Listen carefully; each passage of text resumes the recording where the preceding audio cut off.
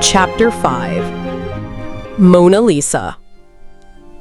When Rose first arrived in Chicago years ago, she was dreaming about a restart. Her life was in a weird standby for a while, and she felt ready to a new beginning. She dreamed about working in the Art Institute, and for years she was improving her skills and experiences to finally get there, and when it happened, she felt already well succeeded. If Rose could establish herself in her career and maybe stay for good in Chicago, that would be the apex of her life. And then she could think about other achievements. Back then, all her aims and ideas were about her hobbies, interests, and lifestyle. Rose thought for most of her life that she didn't want any children. Getting married was on the table for a while, but after a long engagement with Tom, her first fiancé, she decided it was for the best to be alone. Tom was her fiancé for a couple of years. Their relationship lasted enough for them to move in together for a while, and she hated every minute of it. When they were living together for 3 months, she already knew that was a mistake, and she stayed for 2 more years after that understanding, making her own life absolutely miserable. The challenge was that Rose believed that she was the problem. She believed that she was incapable of being happy in a relationship, that she was broken. Until then, it never crossed her mind that the dynamic of that relationship was ill, and Rose couldn't see it, that the relationship itself had so many problems that had to be over. The catch was, Rose thought it was normal, because many of her friends had the same type, or even worse partners. Her references were terrible. Looking at the whole picture now, Rose could understand that her closest friends and family at the time were so hurt as she was. And that's how it is, we attract our people, don't we? Leaving Tom gave her such a sense of freedom and joy that made Rose desire to live her life at the best, or what she thought it was the best. For a long time, she refused to get emotionally involved with anyone. And at the same time, she was craving for real human connection. The great problem about staying for long in a relationship that doesn't fulfill you is that because you already have a significant other, you stop looking for the ideal partner. You can't keep searching for the right one, or you would be cheating the plan B that you wrongly took as a plan A. And that leads to an absurd loneliness that nothing can solve, even being surrounded by people. Rose only understood those things when she started therapy, a couple months after breaking up with Tom. And during therapy, her habits changed, the way she wanted to live her life too. She made new friends, and noticed some would stay in her past as they didn't belong to the new versions of Rose's life. And Rose decided to dedicate her life to her art and her own personal achievements.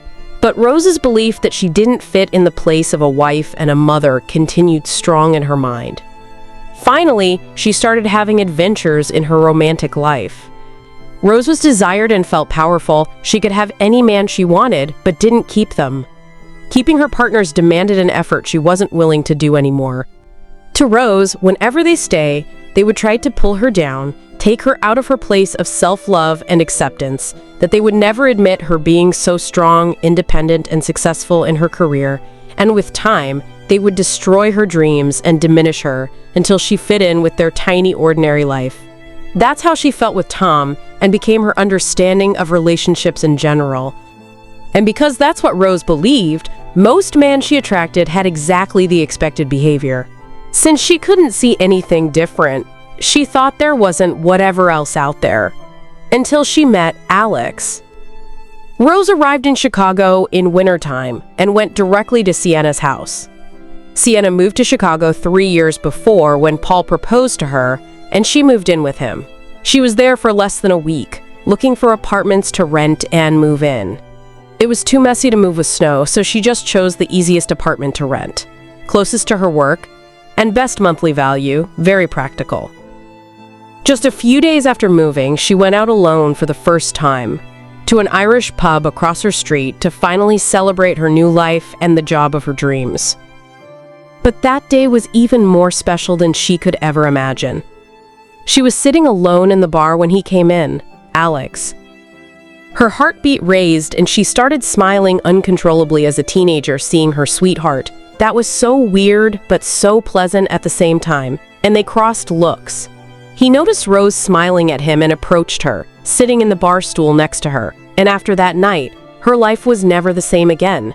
Rose took him home, and she didn't even have a proper mattress yet, but it was the best night of her life. Alex texted her minutes after leaving her apartment in the morning, asking her out at night. And for the next months, they would see each other every other day and text each other from the good morning until the good night. And Rose had never been so happy in her whole life. Alex was different, and she didn't know how to explain to her friends how she loved him so fast. Nowadays, Rose believed it was love at the first sight, but admitting that was too hard for her. Some of her friends back then tried to convince Rose that she was insane and just falling in love again for another dog that was going to break her heart at the first opportunity he had. That idea was terrifying, and that fear was growing in her heart, creating a quicksand terrain for her to walk on, and many weeds grew there. Rose started changing with Alex. She wasn't speaking that much, as she was afraid of displease him, trying to avoid to disappoint him or oppose to him, and the confident, happy, and passionate woman that Alex met was slowly wasting away without knowing why, dominated by her inner fears and past traumas. It didn't take long for Alex to leave her. He didn't even have a proper reason, an excuse that would explain it. One day she was in a bad mood, they had an argument, and they broke up. And the inner fear Rose had of losing him or anyone that she loves, if she wasn't convenient enough to them, established itself as an absolute truth in her mind. From that day on, Rose felt that it wasn't worth it to be with people, that the price she had to pay to be accepted by people were simply too high, it would be nullifying herself and her wishes, and because of that, she was going to be alone for the rest of her days. And that was how it went, as Rose stepped back from all the people she was trying to be friends with in Chicago and refused to allow anyone new to have access to her. Depression started to install itself. Rose shut herself to the world, and only the good old friends, as Sienna, were permitted to stay. Some old friends were lost because she hated them for their "I told you" posture that wasn't helping and making it worse, as if poking an open wound to make it bleed more.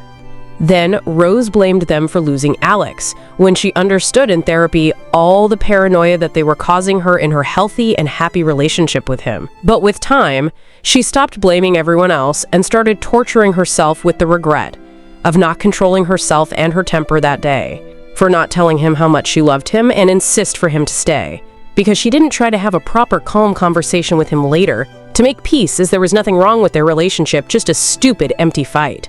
She had to look inside to all the poor behavior she had and why, to understand how different Rose could have done that day and the ones that came after the breakup. But she wasn't looking to Alex and their pretty, even short, story. She was looking to all the men that came before, and to every time she felt used and abused and disrespected, and all her reactions were based on her pain. But there was no way Rose could comprehend it. Not that Rose, not at that time. But now, the Rose that survived the depression, that lost all of her hope and confronted all her fears and traumas to find herself and her way back from the abysm, this Rose knew better, which didn't mean it was possible to change the past.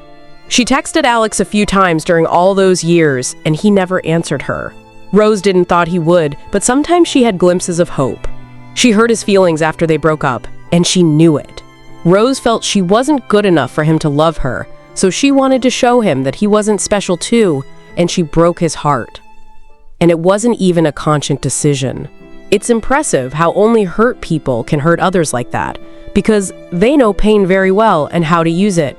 Rose tortured herself every day for years in regret, but there were no tears to be cried that could fix the mess she had done.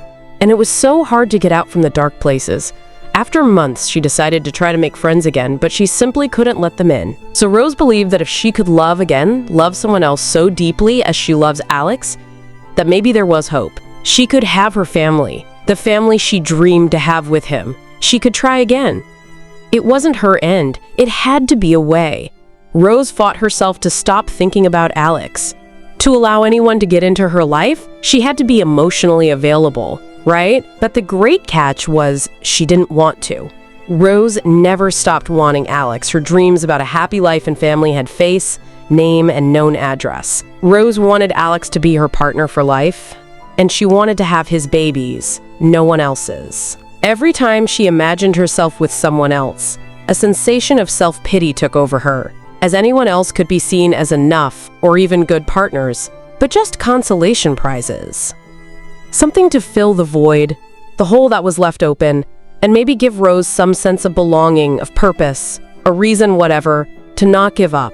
And she tried so hard that Rose was engaged, again, with the wrong man, once more, Jerry. But this time, she ran away on time to avoid major losses. She never believed Jerry loved her. He was obviously still in love with his ex. And it was okay because she was going to love Alex for the rest of her life anyway. It was almost convenient to be with a man that you can't hurt and can't hurt you back. She believed it was going to be safe for both of them, and she gave as much love as she could to him. And even if it was enough for Jerry, Rose knew it wasn't all she had to offer. So breaking up was the right thing to do, for him and also herself. Still, Rose believed that Jerry hates her, and deep down she is okay with that. She never bothered about being the villain of this story. It was better than putting herself in a place of misery again and finally giving up on her dreams for good. And in the end, Rose would feel guilty for putting any man in Alex's place, because she knew they had no chance. It wasn't fair that in her pain and despair, Rose would risk hurting other people. As heavy as that pain was, it belonged to her, and Rose refused to transfer the burden to an innocent person. Especially knowing what she knew about abusive relationships from everything she had experienced before. She wouldn't be like them.